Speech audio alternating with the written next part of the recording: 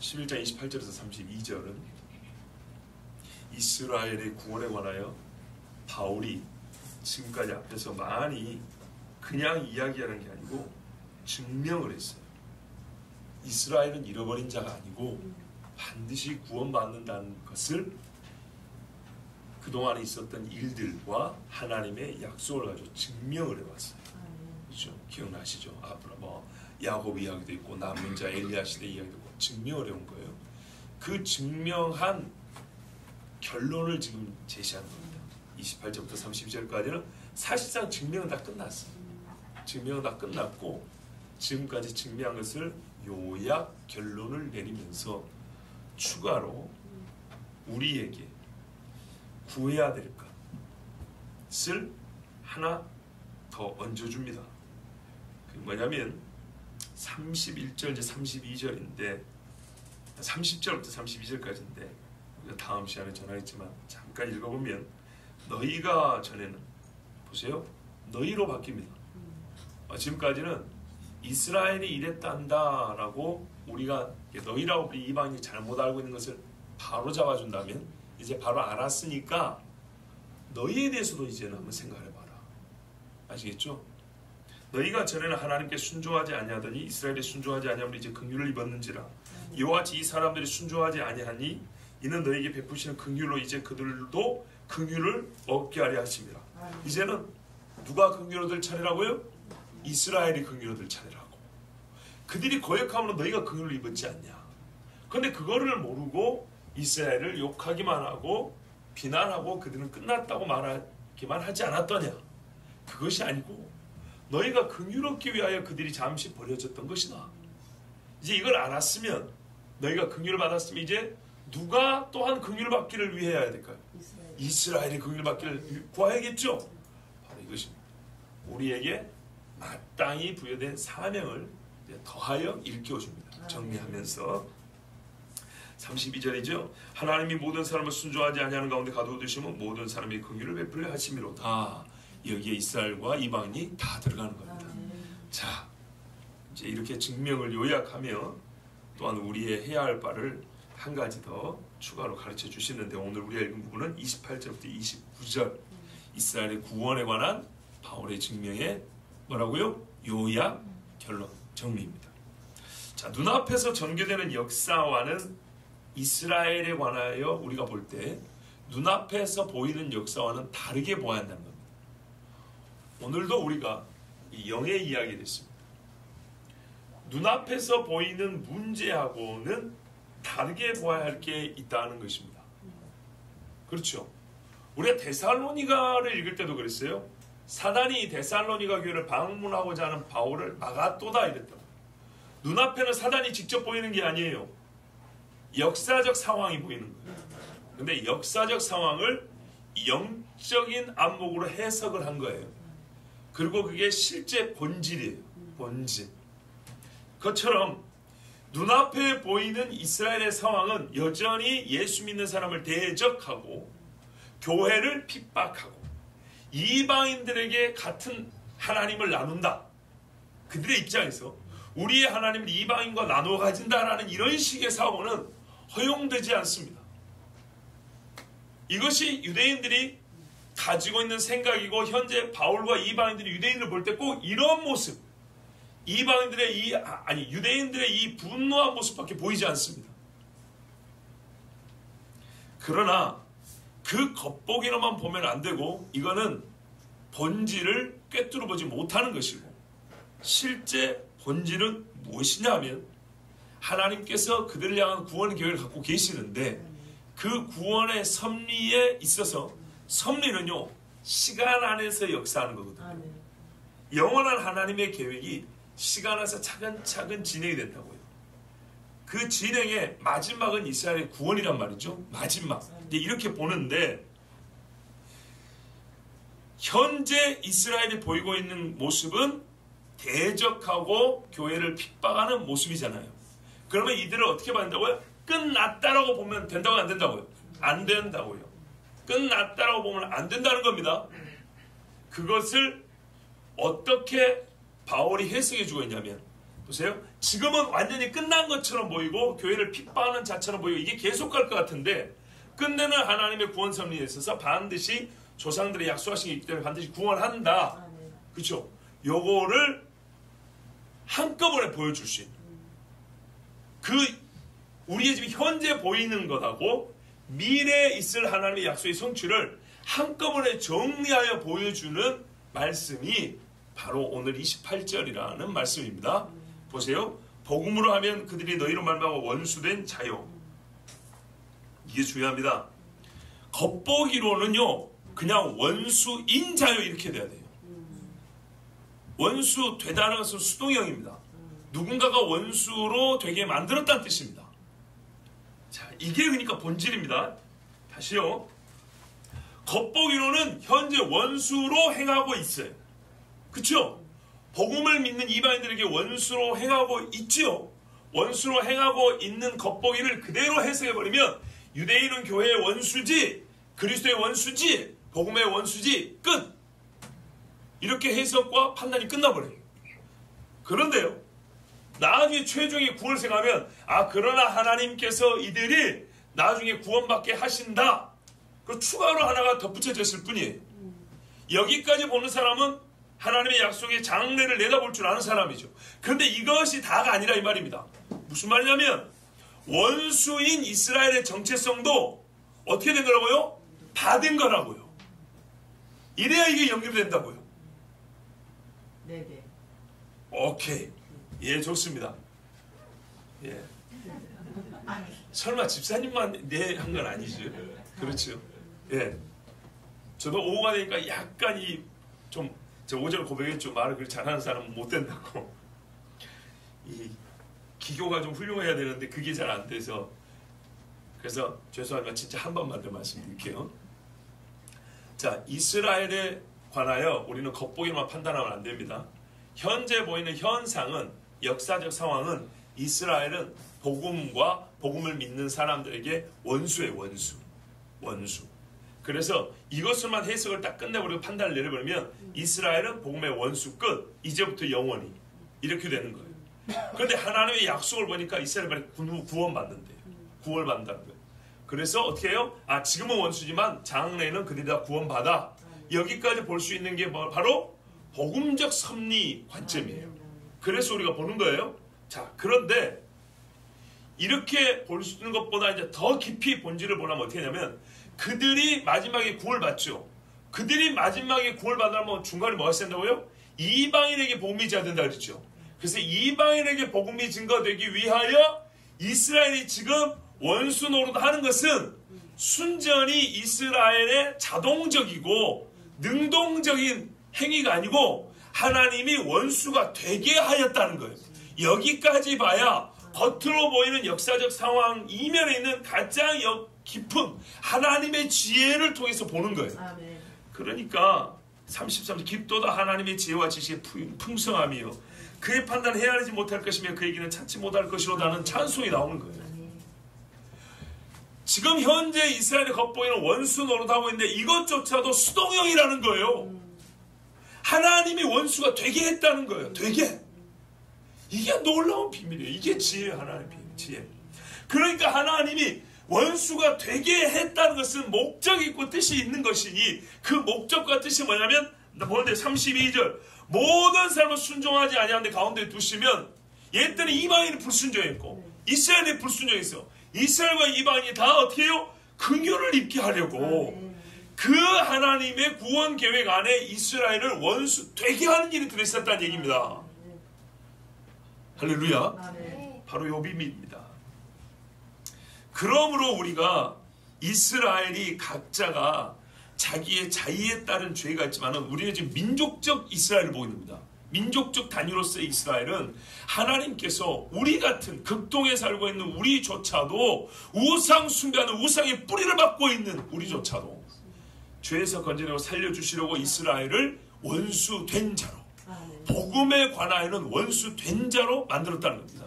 이 증거가 하나 어딨냐면 뒤에 보면 사랑을 입은 자라가 대꾸입니다. 대꾸.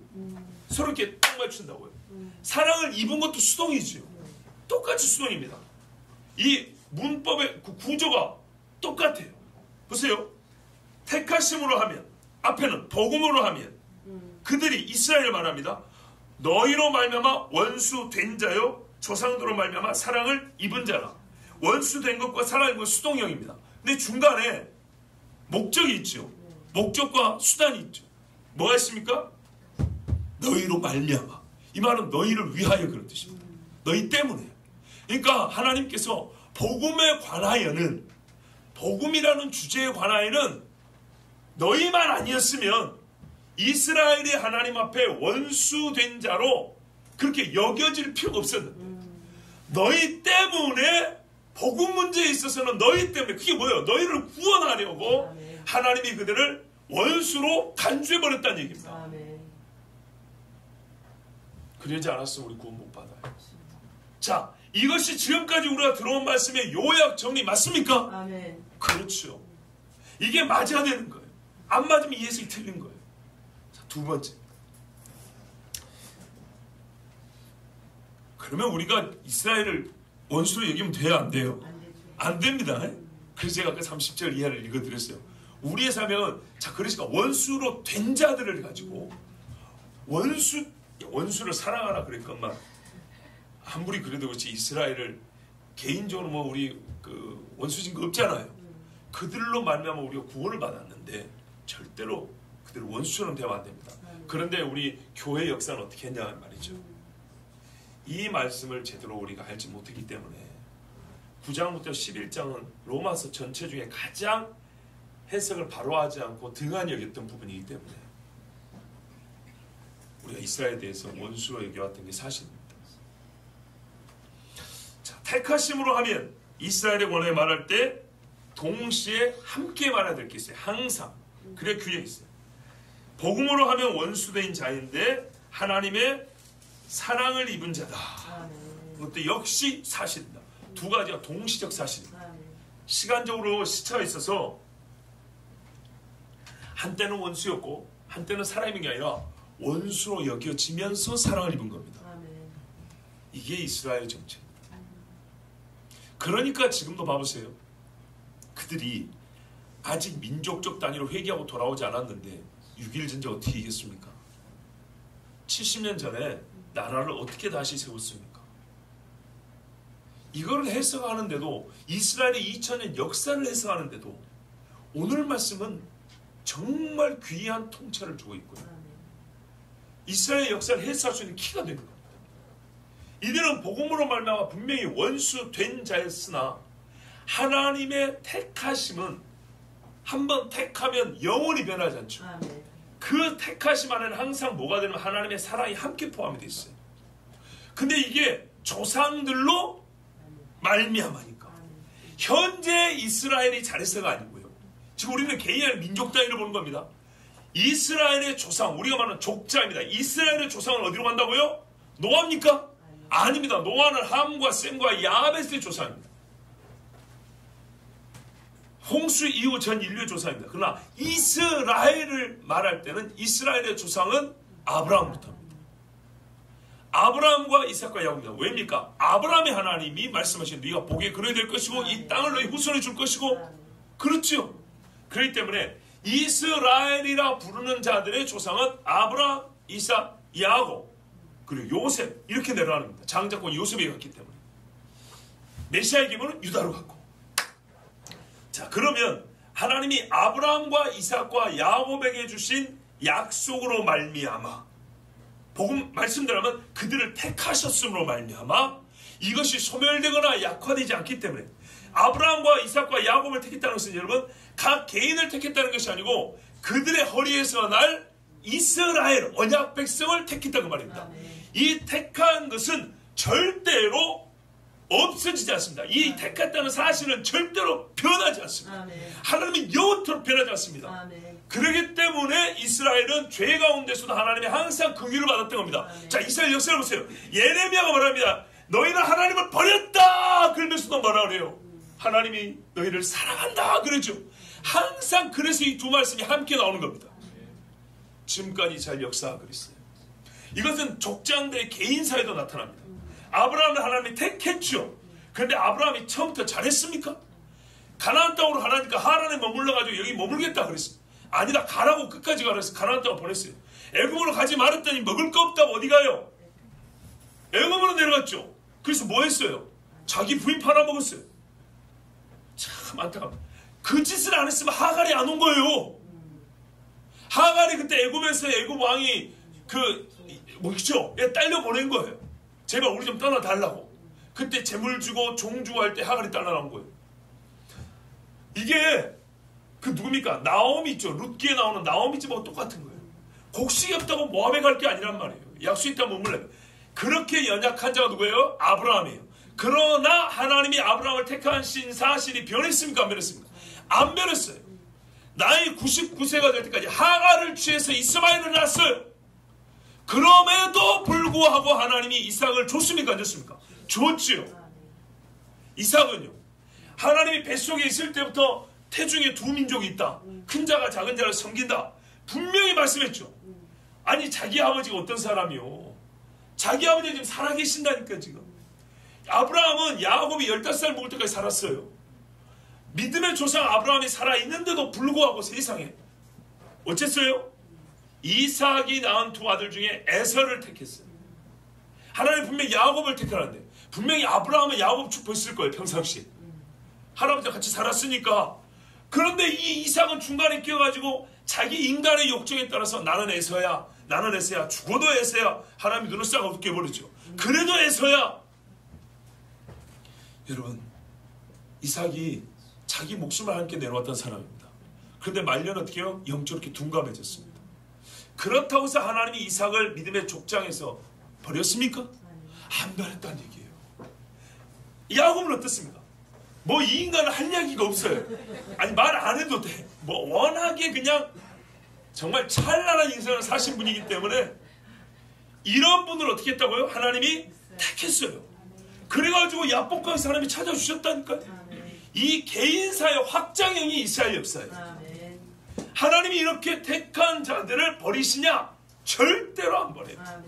이 사람들이 이렇게 모자란 짓을 하고 믿음 없는 짓을 하고 하나님을 실망스럽게 한 짓을 했는데 하나님의 사랑을 거뒀냐? 안 거뒀어요. 그들은 인생을 살아가면 살아갈수록 더욱 진짜로 이거는 좋은 의미에서 빛이 났어요. 더 광대해졌어요. 왕성해졌어요. 분명한 사실이죠.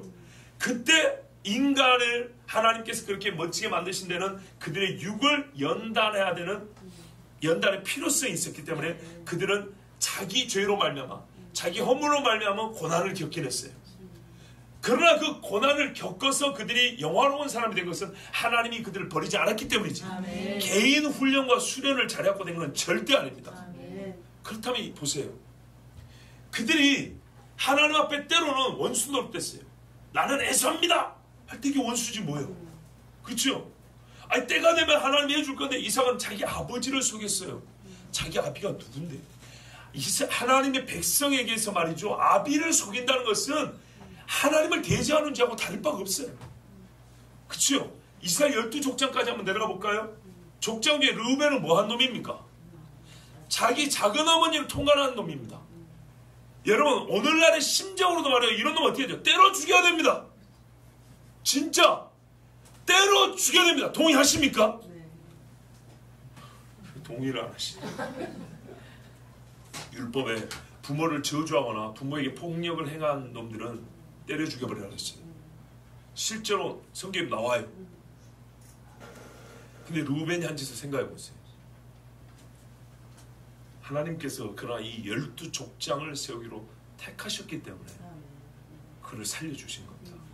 분명한 사실. 바로 이 양면성이 이스라엘에게 있습니다. 우리가 이것을 읽어내지 못한다면 이스라엘에 관해 생각할 때 잘못 생각하는 겁니다. 불완전하게 생각하는 겁니다. 조상들에게 하신 약속이 여전히 유효함으로 변치 않으므로 이게 바로 조상들로 말미암아입니다. 조상들은 하나님께 산 자로 여김을 받습니까? 죽은 자로 여김을 받습니까? 산 자입니다. 나는 아브라함과 이삭과 야곱의 하나님이라 할 때 우리 집에 그랬지요. 사람이 죽으면은 남편이 일곱했던 여자는 나중에 부활 때 누구 부인이 됩니까? 너희가 하나님의 능력도 모르고 성경도 모른다 그랬습니다. 죽은 자의 부활에 관하여 논할진대 가시떨기 나무에서 하나님께서 모세에게 이르신 바 나는 아브라함과 이삭과 야곱의 하나님이라 하였으니 하고 다른 해석 없이 하나님은 산자의 하나님이 죽은 자의 하나님이 아니라고 그랬어요. 아브라함과 이삭과 야곱이 여전히 하나님께 살아있는 자로 여겨집니다. 약속이 유효합니다. 약속이 무효가 되거나 폐기가 될 때는 약속의 상대가 없을 때입니다. 우리 인간의 약속은 그래서 어떻게 되죠? 죽으면 없어지는 겁니다. 자, 그러나 믿음의 조상들은 하나님 아래서 죽은 자들이 아니고 살아있습니다. 하나님의 약속으로 유효한, 약속의 유효성을 담보하는 약속의 상대로 여전히 그 앞에 있습니다. 그러므로 하나님께서 그들에게 하신 약속은 그들 개인에게 하신 게 아니라 그들이 세울 민족에게 주신 약속이기 때문에 이스라엘을 택하시고 그들을 사랑한다는 에브라임은 나라 사랑하는 자다. 야곱아, 진리 같은 너 야곱아, 내가 너를 잊겠느냐. 이것은 끝까지 유효합니다. 반드시 구원받습니다. 이게 바로 우리가 본문의 조금 앞에서 본 말씀이죠. 뭡니까? 그들은 참감나무 뿌리에 접붙여져 있는 가지라고요. 그리고 처음 익은 곡식가루가 거룩한즉 떡덩이도 그리하고에 바로 이 처음 익은 곡식가루로 만든 떡덩이들란 말이죠. 그러니까 이걸 우리가 이방으로 보면 안 된다 그랬죠. 그때도 바로 그거예요. 그래서 오늘 28절 말씀은 앞에 한 모든 이스라엘을 구원해 하는 하나님의 섭리에 대한 증명의 요약인 겁니다. 동의하시죠? 예, 맞습니다. 그러면서 이 일을 마치면서 바울은 이스라엘의 구원에 관해 이렇게 말씀하시고 성취하고 계시는 하나님을 우리에게 알려줍니다. 하나님. 이스라엘에 관하여 행하신 그 일을 통해서 우리는 하나님이 어떤 분인지를 알게 되는데 하나님의 은사와 부르심에는 후회하심이 없느니라. 아멘. 이 모순처럼 보이는 두 가지 사실이 진짜 다 사실인 것은 그에 앞서서 하나의 전제적 사실이 있기 때문입니다. 하나님이 후회하지 않는다는 것. 무슨 일을 행하셔도 후회하지 않는데 이스라엘에 관해서는 은사와 부르심이라는 측면에서 역시 하나님이 후회하지 않는다고 말하고 있습니다. 하나님이 행하신 일은 모든 것을 후회하지 않습니다. 성경이 항상 말씀합니다. 여호와는 사람이 아니시라 자기가 하는 말을 후회치도 아니하고 시건치 아니하고 반드시 이룬다 그랬죠. 그런데 지금 여기 은사와 부르심에 있어서도 후회하심이 없다는 것은 이스라엘 이야기를 하고 있기 때문입니다. 자, 여러분, 이 본문에 말하는 은사는 우리가 흔히 말하는 탤런트, 재능을 얘기하는 게 아닙니다. 돈 벌어와라 하고 그 주인이 맡겨놨던 그 5달란트, 2달란트 그 비유하고 바로 연결시키면 좀 곤란합니다.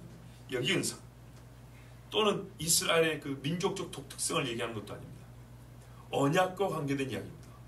순전히 언약적 측면에서의 선물을 얘기한 겁니다. 예를 들면 9장 4절 5절에 나온 것들을 말하는 겁니다. 그들은 이스라엘 사람이라 그들의 양자됨과 영광과 언약들과 율법을 세우신 것과 예배와 약속들이 있고 조상들도 그들의 것이요 육신으로 하면 그리스도가 그들에서 나셨으니 이는 만물 위에 계셔서 세세히 찬양을 받으실 하나님이시니라. 아멘. 요것을 민족적으로 이스라엘만 받았어요. 좀 섭섭할지 모릅니다. 우리는 이방인으로서. 그러나 분명한 사실입니다. 구약 성경에 이게 다 기록되어 있죠. 이걸 하나하나 받은 장면이 역사적으로 다 기록되어 있습니다. 이 9장 4절에 5절에 기록된 것은 이스라엘에게만 주신 것으로서 바로 이것을 하나님이 주신 것을 후회하지 않는다는 겁니다. 그들이 훗날 그들의 족장들 마냥 하나님 앞에 죄를 짓고 정말 이방에 쫓겨날 수밖에 없는 수악한 짓을 저질렀지만서도 하나님이 이것을 거두신다고요?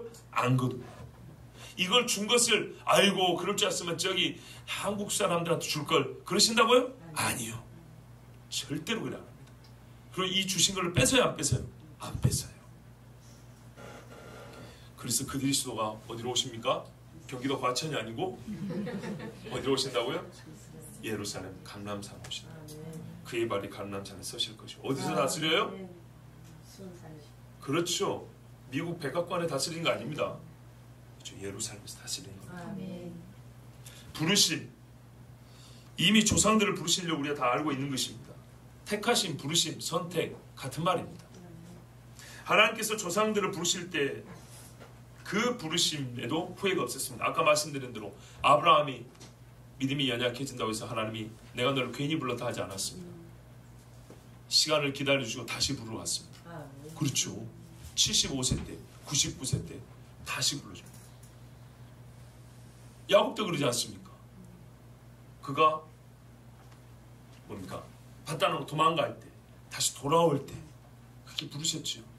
하나님이 이렇게 한 번 부르시면 또 찾아와 또 부르시면서 처음에 부르심을 확증하시지 절대로 없었던 일로 하자 이렇게 하지 않습니다. 그리고 하나님은 그들은 그 부르심에 합당한 자로 변화시키시고 언약의 자손들을 계속 이어가게 하셨습니다. 그렇게 하셨으니 어떻게 하나님이 후회했다고 말할 수 있겠습니까? 후회했으면 안 하시죠. 중간에 그만두시죠. 그러나 지금도 보세요. 이스라엘이 메시아를 이스라엘 역사라는 어떤 추상적 관념으로 바꿨을지 몰라도 그들에게 하나님은 계속 부르심을 이어가고 있습니다. 수많은 사람들 이스라엘로 보내시며 그들 가운데도 깨우치는 자들이 있게 하시며 성경을 보고 우리가 메시아 죽인 죄인들이구나 깨닫고 회개할 준비를 하게 하시며 그렇죠. 계속 주님 오심을 준비하는 자들로 만들어가고 있습니다. 그리고 30절 이하의 말씀대로 이방인들이 함께 긍휼을 얻은 사람들이 이제는 이스라엘이 긍휼을 얻도록 시편의 말씀대로 여호와의 얼굴빛을 그대에 향할 수 있도록 이스라엘 가서 지금 외치고 있습니다. 놀라운 것은 요한계시록 11장에 보면 두 증인이 나오는데 이 두 증인이 외치는 곳도 어디냐면 그들의 주가 죽으신 곳이라 바로 예루살렘입니다. 그곳에 가서 두 증인이 가서 외친다고 이렇게 말씀하고 있습니다. 두 증인은 서울에 와서 외치지 않습니다. 즉 아프리카에 가서 믿음이 없는 불모지 가서 외치지 않습니다. 반드시 주님이 오시기 위해서는 예루살렘의 회개, 이스라엘 회개가 있기 때문에 두 증인은 이스라엘 가서 외칩니다. 감사한 것은 지금은 어떻게 해요? 이 통신이 발달이 해가지고 그 장면을 우리가 볼 수 있다는 겁니다. 그리고 그것에 고무되고 한 성령의 역사에서 또 전 세계적인 부흥이 함께 있을 것이라 우리가 예상을 하는 것입니다. 자, 여기서 한 가지 짚고 넘어갈 것은 원수되며 동시에 사랑받는 이 두 가지 수동형의 이스라엘은 누구입니까? 교회에 나온 이스라엘인가요? 아니죠. 예, 여전히 본문 말씀 31절대로 순종치 아니한 자들입니다. 현재로서는 역사적으로는 우리의 인간적 안목으로는 진짜 말 그대로 원수 노릇하고 있는 사람들입니다. 그러니 이것이 얼마나 놀랍습니까? 이 원수들 표현상 원수들이 민족적 단위로 주님께 돌아온다. 아멘. 이거는 결코 사람 이로 할 수 없습니다. 그렇다면 오늘 오전 말씀으로 좀 연관시키면 이스라엘의 하늘 권세를 잡은 자를 주께서 묶어놓으시고 그의 힘을 패하셔야 가능하니 그를 위해서 우리가 함께 기도해야겠습니다. 오늘 말씀에 따른 실천사항 3가지를 제가 전하겠습니다. 이렇게 해서 우리가 이제 하나님의 말씀은 알았습니다. 근데 이 말씀을 위하여 말씀을 통하여 우리가 흔히 하는 말은 적용이죠. 제가 적용이라는 말을 잘 안 쓰는데 그냥 자연스럽게 연기하는데 오늘은 좀 따로 구별해서 적용 또는 실천사이라는 말을 씁니다. 첫 번째는 이스라엘을 위하여 오늘도 우리가 간구해야 될 이유가 있다는 겁니다. 이스라엘은 우리보다 먼저 택하심을 받은 자들입니다. 그렇죠? 시간 안에서 보면 택하심을 먼저 받은 자들입니다. 그리고 그 선택이 영원히 유효하기 때문에 우리가 이스라엘을 위하여 기도하는 것은 하나님의 구원 섭리에 있어서 가장 큰 계획의 성취를 함께 소망하는 겁니다. 보세요. 성경에 뭐냐면 그리스도인은 하나님의 기뻐하신 뜻을 소원을 부탁했어요. 그걸 문학적으로 조금 더 정말 멋들게 표현하면 소원의 항구로 인도한다고 했어요. 근데 소원의 항구에 그 소원이 뭐냐는 거예요. 항구로 향하는 배가 얼마나 정말 가족들이 기다리는 곳에 가고 싶습니까? 근데 그 소원의 항구라는데 그 소원의 내용이 뭐냐? 항구 이름이 뭐냐면 이스라엘 구원이라는 거예요. 보세요. 하나님이 선택하시고 변하지 않았죠. 하나님이 변하지 않는 뜻이에요. 우리가 기도하면서 하나님께서 뜻하지 않은 것을 구할 때도 얼마나 많습니까? 그런데 명확하게 가르쳐준 게 이거잖아요. 내 뜻 이거다. 그것도 변하지 않는 뜻이라고 성경에서 줄기차게 가르쳐준 걸 보면서도 하나님의 기뻐하신 기뻐하시고 온전해서 선하신 뜻이 무엇인지 분별하도록 하라 그랬는데도 불구하고 우리가 여기 분명하게 하나님의 기쁜 뜻이 이거라고 보고도 기도하지 않으면 될까요? 아니죠. 그건 이 세대를 본받는 겁니다. 그러면 안 됩니다.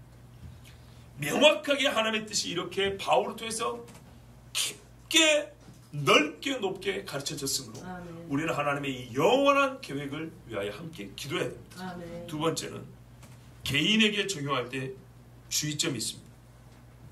하나님은 시간 밖에 계시면서 시간을 주관하십니다. 그래서 영원의 세계에서 하나님은 택하시고 우리를 영원으로 인도하시죠. 이거는 시간이 아닙니다. 시간은 길고 짧은데 영원이라는 것은 그렇게 잴 수 있는 게 아닙니다. 말 그대로 끝이 없는 겁니다. 영원의 차원에서 하나님은 우리를 다스립니다. 보고 계십니다. 그런데 다스림을 받는 우리는 시간 안에 있습니다. 시간의 한계를 경험하며 살아갑니다. 다시 말하면 하나님께서는 이스라엘의 구원을 반드시 이루시는 신실하신 분입니다. 그때 이스라엘의 구원을 이룰 때 실제 구원의 은총을 받은 자들은 그때 살아있는 사람일까요? 죽은 사람도 포함될까요? 그때 살아있는 사람들입니다. 요걸 주의해야 된다. 다시요. 하나님께서 이스라엘을 구원하신다고 약속을 하셨어요. 그런데 중간에 범죄한 자들이 있어요. 그렇죠? 범죄한 자들인데 하나님께서 어느 때인가 하나님은 인간의 시간을 초월해서 영원부터 작정을 하셨고 그걸 이루신단 말이죠. 그래서 어느 때인가 하나님이 이스라엘을 구원하신다고 민족적 단위로. 그럼 민족적 단위로 구원받기 때문에 다 하지만 이게 죽은 사람까지 포함해서 다가 아니라는 겁니다. 거역하는 시간 안에서 거역한 채로 죽은 사람들은 구원 못 받습니다. 우리 그런데 이 부분을 놓치는 경우가 있어요. 이스라엘 다 구원받으면 여차하면 여러분 만유 구원론자들 마귀도 구원받고 지옥도 없어진다는 사람처럼 똑같이 그렇게 됩니다. 말은 명칭은 그렇게 보지 않지만 실제적으로는 그렇게 믿는 사람이 되어버립니다. 이스라엘이 다 구원받는다는 것은 이스라엘 민족적 단위로 구원을 받는다는 것은 하나님께서 역사 중 어느 때 우리는 시간하게 있기 때문에 아시겠죠? 어느 때 하나님이 그 일을 행하시단 말이에요. 그때 남아있는 이스라엘 전체를 말하지. 옛날 다윗 시대 때 다윗을 죽이러 왔던 사람들 그들이 구원받는다는 얘기 아닙니다. 예수님 못 박았던 헤롯과 대제사장 그 사람들이 구원받는다는 얘기 아닙니다. 아시겠죠? 이스라엘을 출애굽시켜서 이스라엘을 가나안으로 들으셨습니다. 맞습니까? 이스라엘이 출애굽됐고 이스라엘이 가나안에 들어갔습니다. 그러나 출애굽한 이스라엘하고 가나안에 들어간 이스라엘과 구성원은 똑같습니까? 다르다 그 말이에요. 하나님은 이스라엘에 하신 약속을 이루시나 이스라엘이면서도 이스라엘에 하신 약속을 믿지 않았던 자들은 그 시간의 한계 속에서 그들은 영원한 존재가 아니므로 거역하는 시간 안에서 생명이 끊어지면 그걸로 끝입니다. 그러므로 우리가 하나님의 이 구원을 생각할 때 하나님의 은사와 부르심에는 후회하심이 없다. 하나님의 부르심 그 사랑은 영원하다 이렇게 얘기할 때 하나님 측면에서 볼 때는 영원의 차원에서 생각해야 되지만 우리 개인에게 적용할 때는 내가 시간 안에 있기 때문에 그 영원에 속한 것이 시간 안에서 주어질 때 나는 그 시간에서 어떻게 해요? 그걸 잘 포착하고 붙잡아야 된다는 거예요. 그 성경 오늘이라 불리는 날에 너희가 듣거든 마음을 완고하게 하지 말라. 광야에서 죽었던 자들처럼 그렇게 하지 말라. 그래서 그런 말씀을 주는 겁니다. 세 번째입니다. 하나님의 은사와 부르심에는 후회함이 없다.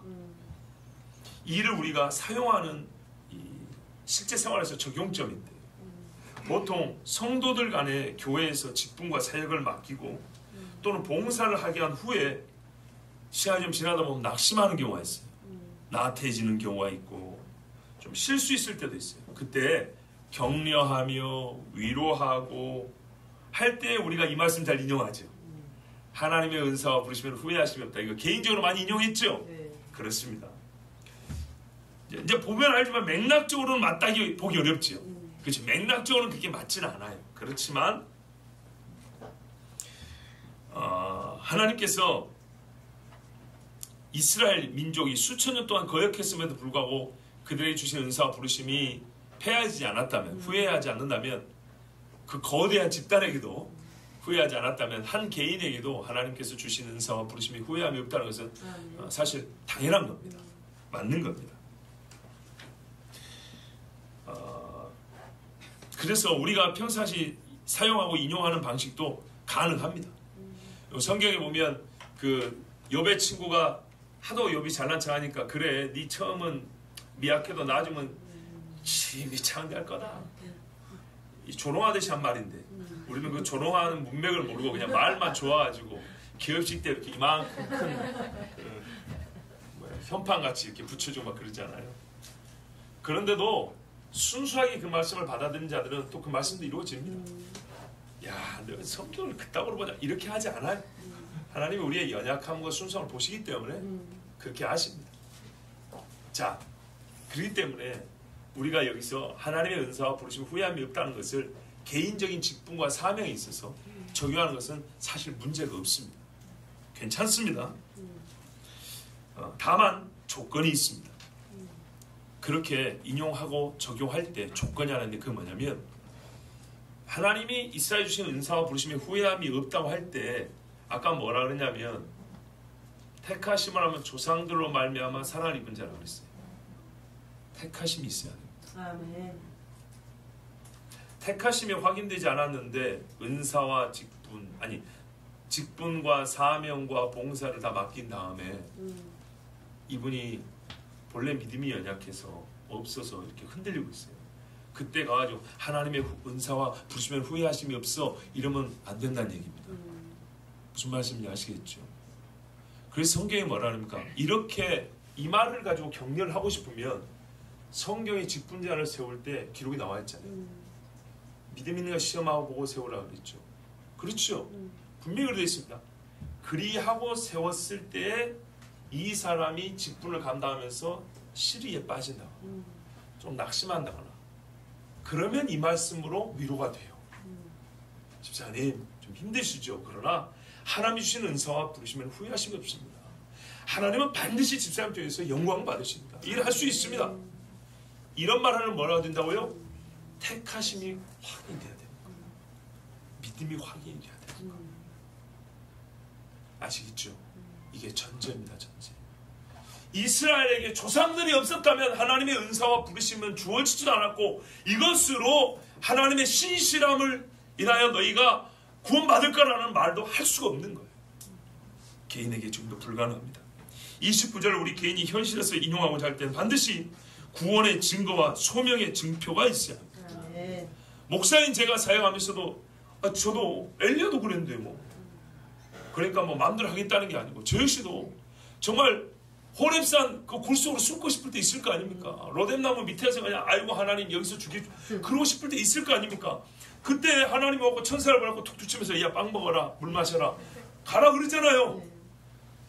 전제가 뭐예요? 하나님이 엘리야를 불렀다는 증거예요. 마찬가지입니다. 여러분이 저를 보고 저를 격려해주고 위로해주고 싶을 때도 이 목사는 하나님이 목사로 부른 게 맞다. 예수 믿을 뿐만 아니라 목사 직분을 한다니까 목사 직분의 소명의 증표가 있다. 이래야 목사님 하나님의 은사와 부르시면 후회함이 없습니다. 이 말이 위로가 되지. 나 목사 소명 사실 받은 적이 없는데요. 이러면 어떻게 돼요? 아무짝에 쓸모없는 말이 된다는 겁니다. 그러니까 우리가 이 말씀으로 서로 위로하고 격려할 수 있기를 바라는데요. 그러기 위해서는 먼저 뭐 하셨다고요? 주의 구원의 증표, 소명의 표지가 우리에게 있어야 된다는 것입니다. 그렇지 않으면 우리는 힘을 쓰지만 하나님은 힘을 주시지 않는 불행한 일을 보게 될 것입니다. 여러분 이스라엘에 관하여 생각할 때는 반드시 두 가지 사실을 함께 기억하십시오. 원수된 자요, 원수된 자요, 사랑받는 자입니다. 이 일의 주체는 누굽니까? 하나님이십니다. 그래서 하나님의 은사와 부르심이 이스라엘 통해 나타나고 한 번도 이것이 폐하해진 것을 우리가 본 적이 없으니 하나님은 역시나 은사와 부르심에 후회하심이 없는 곧 신실하신 분, 그 계획에 있어서 한치의 오차도 없는 정확하신 분. 그러므로 우리 각자를 구원하신 일에도 우리를 부르시고 우리를 사용하시는 일에도 하나님은 후회하심이 없으며 아멘. 우리에게 주신 구원을 소멸치 않게 하시고 영원토록 보장해 주시는 우리의 아버지십니다. 아멘. 그러면 우리도 바울처럼 무엇을 해야 될까요? 하나님을 찬양해야 되겠죠. 아멘. 그 인자와 긍휼과 지혜를 찬양해야 합니다. 아멘. 그래서 우리가 이제 33절 이하에 갈 때는, 그때 설교할 때는 진짜 찬양을 할 거예요. 아멘. 아니 11장을 읽었고 말씀의 결론까지 찬양해야 되겠죠. 네. 그때 부를 찬양은요, 여러분도 함께 미리 준비해 놓으면 좋죠. 미리 알고 있으면, 그렇죠, 하나님 앞에 연습해야죠. 아멘. 찬양의 전문가들이 다윗이 뭐랍니까? 찬양도 조죠. 그들은 맨날 새 노래를 준비하고 연습한다고 그랬어요. 아멘. 나옵니다. 예, 악기를 만들고 연주하고 연습하고 찬양 연습하는 그런 사람들을 만들었어요, 다윗이. 그것처럼 우리도 이미 때가 예상이 되니 준비하겠죠. 어떤 찬양이냐면 이 말씀 그대로입니다. 깊도다 하나님의 지혜와 지식의 부요함이여 그의 판단은 증량치 못할 것입니다. 이 찬양이 있어요. 이걸 여러분 앞으로 몇 주 동안 시간 나도 들어보시고 이 마지막 33절 이하를 설교할 때는 정말 우리가 일어서서 하나님께 감사하는 마음, 아멘. 찬송과 존경과 영광을 돌리시길 바랍니다. 아멘. 기도하겠습니다. 우리 이 시간 함께 기도합니다.